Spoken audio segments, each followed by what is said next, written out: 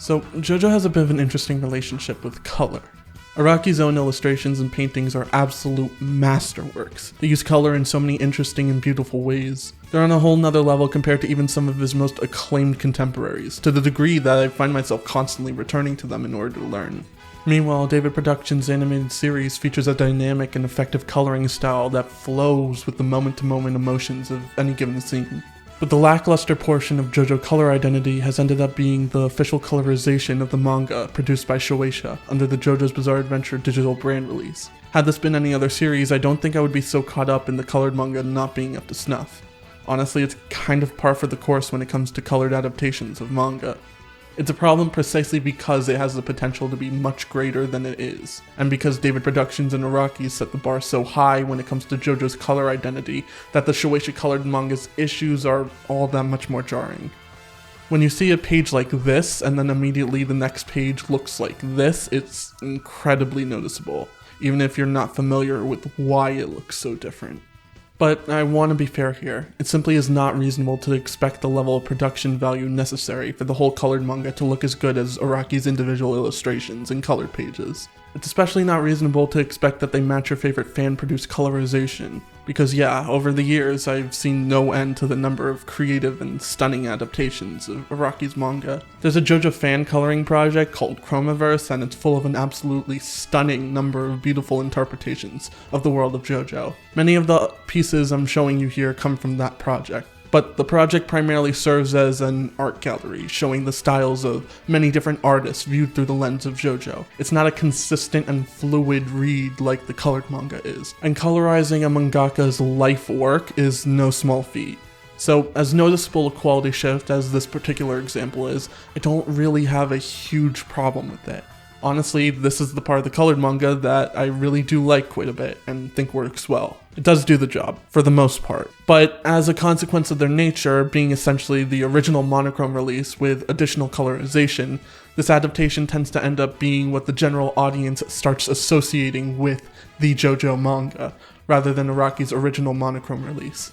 Which is why it worries me that the Shueisha colored manga seems to be doubling down on a lot of its worst habits rather than seeking out a way to improve upon what they're doing. The real significant issues started to crop up around the point at which the colored manga began running a handful of volumes behind the monochrome release. The latter issues of the Steel Ball Run colored manga are a dramatic improvement over the first few volumes, despite the entire project being released simultaneously. Those working on the project likely developed a familiarity with the workflow as time progressed that naturally allowed them to tap into its strengths and produce a better looking result. I don't think the same people worked on the JoJolion colored release because in a lot of ways it felt like hitting a refresh on the project. For JoJolion's colored adaptation, it was no longer about simply colorizing Araki's backlog. It was about releasing new colored manga volumes at about the same rate that Araki was producing the monochrome volumes. I had high hopes for the JoJoland's colored adaptation though. Araki took a long hiatus prior to the JoJoland's proper debut, so in my mind I saw that as an opportunity for Shueisha to rework their production pipeline once the JoJolion colored manga was up to date. They had been going non-stop in the colored manga's production through JoJolion serialization, so they never really had an opportunity to do so. But unfortunately, these issues seem to have hit a boiling point with the sudden release of the first volume of the JoJoland's digital colored edition in mid-December 2023, only 4 months after the equivalent monochrome release. It seems JoJolion's colorization had only recently concluded by the time they started work on coloring the JoJolands. I personally think that it's crazy to have such a short turnaround time that Volume 1 of the colored manga releases day and date with Volume 2 of the monochrome version, because honestly, what does that mean their production pipeline looks like? It's Araki's full-time job to produce the monochrome version of the series, and he typically has a number of assistants helping him at any given point in time. I wasn't able to find any information regarding how many people are working on the colored project currently, but I can't imagine it's that many. If you want to see a major consequence of this decision, look no further than the color palettes chosen for our main cast. Because of the way the colored manga works, these are going to be the palettes that we're going to be stuck with for the remainder of the part, unless a character receives a major visual overhaul or costume change. Jodio, I can handle. I think his debut palette was always going to end up being the main one he's associated with. I hope the shoulder pads get toned back a bit, they're a bit garish, but otherwise it works for him. But for Dragona, Paco, and Usagi, the problem immediately becomes clear. They're all based on the same Ultra Jump cover piece, so now Paco's hair is the same color as Usagi's hat, Usagi's wetsuit is the same color as JoJo's chest piece, Paco's straps are the same color as Dragona's romper and Usagi's hair, and it's all... It's not great. This isn't a bad set of colors on its own, but that's because the colors were chosen with the idea that they suited this particular art piece, not the characters as individuals. It just doesn't work as the quote-unquote base color scheme for 3/4 of the main cast. But it was the only thing the coloring team could feasibly use as a reference if they wanted to keep Araki's color choices, because it was the only piece of art Araki had at that point created in which our main group was in color. It is now becoming a bit more clear what the issue is with starting so soon after the part began, and has yet to really develop an identity for itself. I hope it is, because Usagi's radioactive skin suit might be overpowering my voice. It's a shame, because the purely original palettes for the JoJo lands don't seem particularly bad. November Rain looks fantastic. Meryl, even if I would have preferred something closer to pink for her, still looks very good. And smooth operators in the Mate Kudasai are pretty good as well. But for some reason, whether it be by obligation, difficulty, or lack of awareness, they keep just using the more surface level aspects of Araki's illustration style without considering much about what makes it work in context. Feels like certain aspects of the more technical side of the colored version are getting rougher too. The JoJo colored manga itself had a problem with the image feeling blown out at times, but with the JoJo lands it somehow got worse. The skin is practically glowing, and I don't mean that in a good way. Everyone looks like they lathered up in a coating of oil. The appearance is a result of oversaturation. Saturation is the intensity of color in proportion to its brightness, so something like white, gray, or black has no saturation, while a vivid red, blue, or yellow has a lot of saturation. Most of the JoJo colored manga has a tendency to go overboard with giving characters jarringly high saturation color schemes in odd places, and the JoJo land seems to have, instead of learning from this, spread the oversaturation problem wider to more frequently affect entire pages at a time, leading to the blown out look. One argument I often see is that the colored manga has to be this way because it's made with reading on mobile devices in mind. But I think this argument misassociates saturation with vividness and readability, neither of which it's inherently tied to. Vividness and readability is more so a consequence of color composition, the arrangement of colors relative to each other in an image, rather than just pure saturation. You can produce an incredibly vivid and readable image even using only very low saturation values across the whole thing. Even Araki's works that heavily rely upon the usage of gray tones tend to feel dramatically more vivid than most of the colored manga. We can directly compare how Araki colors a particular composition compared to how the Shueisha color team does, and you'll notice that even with these incredibly high saturation color values, the image just doesn't pop in the same way that Araki's more reserved color choices do. It's like pouring a bowl of sugar down your throat when you're in the mood for some candy.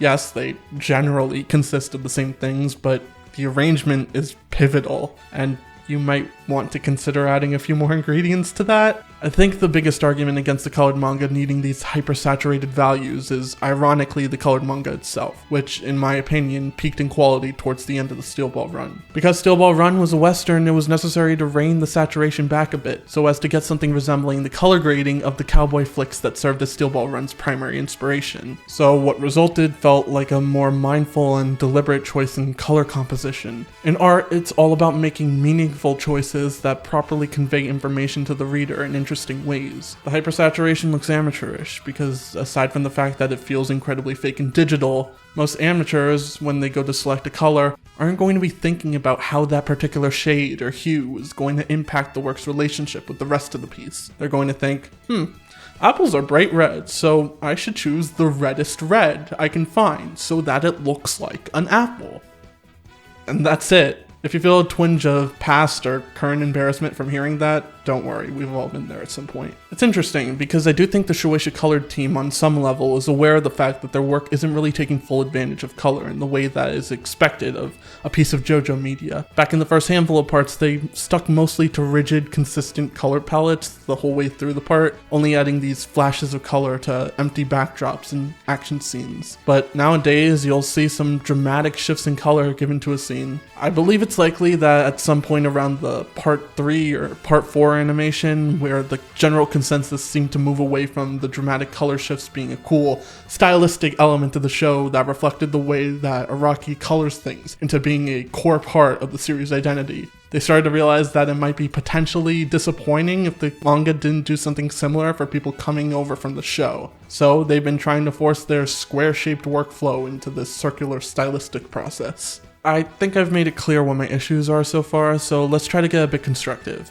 We know the problems, so what are the solutions? At this point, I don't think completely overhauling their production pipeline for the colored manga is a viable suggestion, so instead I want to provide a few examples for how their workflow can be kept relatively unaltered, but still come out more high quality and in line with the tone of the source material, so as to give them more opportunity to do things like these interesting color shifts efficiently in ways that work, while using the fewest steps possible. Hopefully along the way, I can teach you all a few things about color theory and image processing you might not have been familiar with. So as a preface, let's go over how I think they're currently coloring the manga. Do keep in mind that this is going to mostly consist of educated guesses based on the industry standard methods. We don't have very much insight into Shueisha's specific processes. They're almost certainly using some variation of Photoshop, Clip Studio, Krita, Paint Tool Sai, GIMP, Procreate, etc, etc. The exact program is the least important part, so long as it provides basic image processing tools like masking, adjustment layers, and blending modes. It can get the job done. Now, what are those? Well, a mask is essentially a cutout of a layer group. Where it's white, the layer is visible. Where it's black, the layer is invisible. And if it's gray, then the layer is somewhat transparent. This is used in tandem with color layers to block out groups in the image. These layers you see right now are just single colors that are filling the whole screen, but the mask cuts them out to whatever shape I want them to be. This is good because it allows for a less destructive workflow. You don't need to repaint something after you've deleted it, you simply need to modify the mask to include it back in. By painting in masks, we can designate certain layers or groups of layers as belonging to a particular panel or character, and if we properly organize these groups well enough, we can create a good template that functionally works as the basis for an entire manga's worth of art. This is likely what the color team does, as back in chapter 100, they seem to have forgotten about this little bit of sky from their base outdoors template when they decided to change the sky to yellow. Masks are very powerful, even when just used with basic solid colors or paint layers. But their true potential shines when used in tandem with adjustment layers and blending modes. Adjustment layers adjust whatever is beneath them by mapping one color to another. You can use them to shift hues, modify saturation, and a bunch more to get some crazy effects going. Blending modes are similar, except they can be picked on any layer. They change how that layer is blended into whatever's beneath it.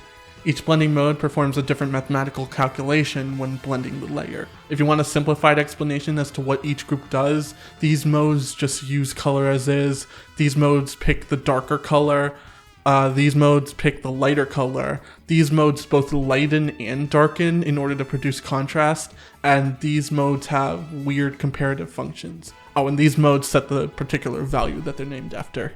If you want a very basic starting point to coloring in digital programs, I recommend just adding a layer above your monochrome line art, setting it to multiply, and just painting on it there. Very simple way to get what you want. Don't worry if you're still a bit lost, I'll be explaining how these are going to be used as we go along. We're going to start off here with this panel. Personally, it's one of my favorite moments to come from the Wonder of You arc from a visual standpoint. Let's see what Shueisha did with it. Ah, yes, purple on lime. Obviously, what else would you pick for an intense and dramatic scene like this? I won't harp on the particular color choices here because I don't think that's the primary concern, but I will briefly turn Jobin red out of pure vanity. Damn, that looks cool. Okay, focusing back again. My biggest grievance with this particular panel is that it feels like it doesn't really maintain the tone of the original monochrome. Here Jobin is cast in this intense shadow, but Shueisha painted over the black values of the original, which just leaves them feeling somewhat washed out. When you strip away the color of a well-made piece, you'll notice that even in detailed paintings, there tends to be consistent blocks of value in order to create particular focal points in the image. Every part of a piece is informed by the parts that surround it. If we check the values of this panel, you'll see more clearly how Jobin is getting so washed out. He's practically all mid-tone. Hell, the darkest thing in the scene is Daya and Joshu's hair, which draws attention away from our focal point. Let's try using an adjustment layer to crunch the darker values back closer to what they were in the monochrome version. I don't think it looks perfect, but I do think it more closely resembles the original intent of the scene. I asked Twitter and an overwhelming majority seem to prefer the altered version, so it's clear that we're at least heading in the right direction. I don't even necessarily think the Shueisha version looks particularly bad though. The sort of style with the more defined background and the less defined foreground is kind of unique and provides its own type of interest to the image. But the biggest issue comes with when it's being used. It doesn't belong here in particular, not when Jobin is being presented in both his figurative and also literal darkest moment, cloaked in shadow as his surrounding family comes to terms with his actions. The color's top priority here should be understanding and finding a way to replicate the tone of the original monochrome. The sort of hazy overpaint extrapolation just doesn't carry with it the same tone that the monochrome version does. Context is important, kids. We don't need to completely throw away the idea though. The characters surrounding Jobin here are physically close, but emotionally they're very far away due to their shock towards his actions, which means that the whole hazy, faraway effect might find itself more appropriate here. Not as the focal point with Jobin, but in the margins with the Higashikata family. If we check the value of this image, it seems to all be coming together a bit better. Our focal point is far more defined. Let's move on to something else for a bit. I'm about to show you something obscene, so you might want to brace yourselves.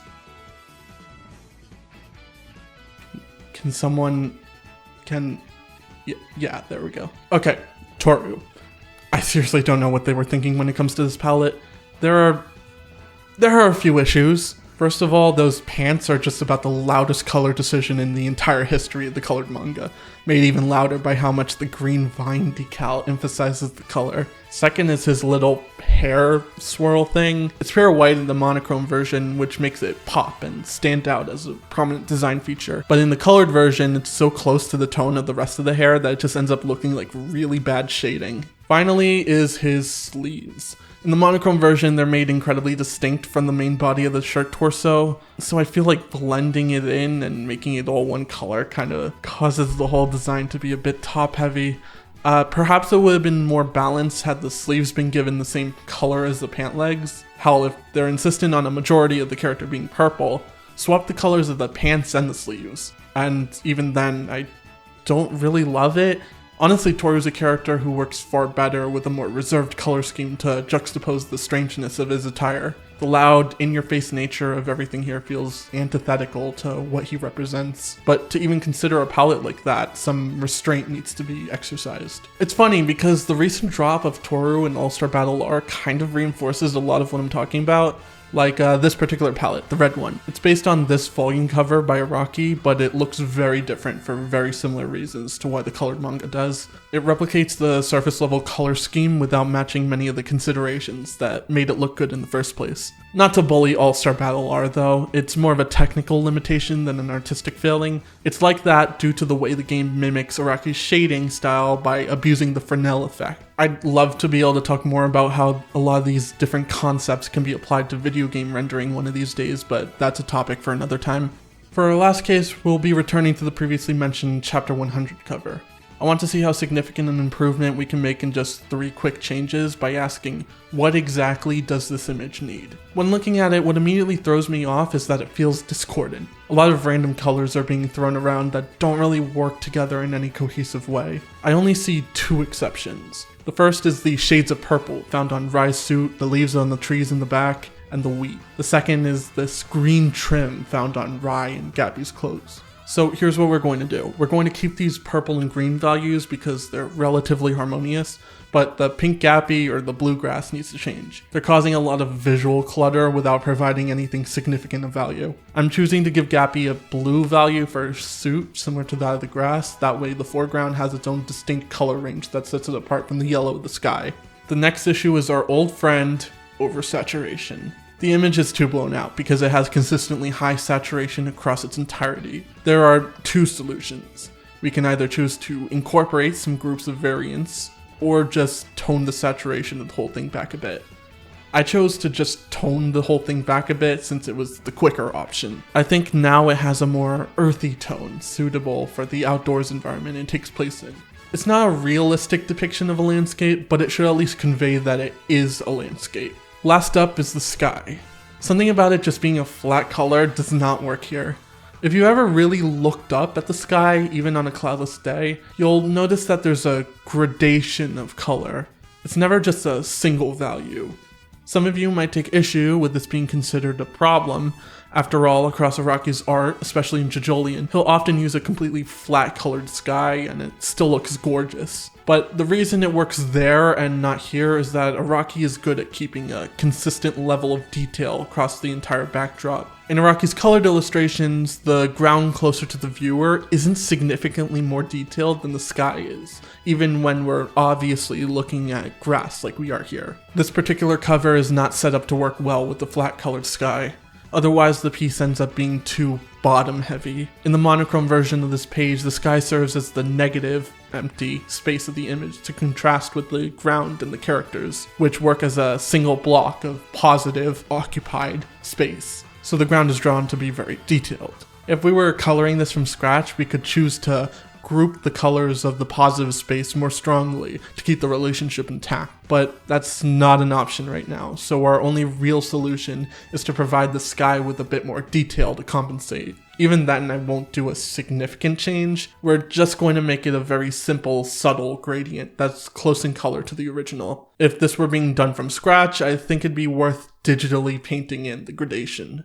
These 3 changes are very minor, and I spent maybe like 2 minutes making them in Photoshop, but personally speaking, I think they contribute a lot when it comes to conveying an actual tone. But I will reiterate, it isn't these particular things that need to be done each time. Every illustration has its own individual needs to help convey what exactly it's going for. The important part of this is that even when you are adapting another person's work, and especially if you're trying to replicate their style on some level, you are still making art. Core aspects like themes, repetition, and conveyance still apply and need to be considered. Ultimately, it's about the artistic decisions you make. If it looks like you made certain choices in your art at random, that's going to negatively affect your audience's perception of it. Because if we get the impression that you don't care about it, then why on earth would we? I think the colored manga has the potential to be something really incredible, not just a slight convenience. But it needs to learn from Araki's stylings rather than simply attempt to replicate them, much like how Araki and most other artists have with their own artistic influences. A lot of these points are very generally applicable, so I do hope many of you have managed to come away from here having learned a thing or two about color.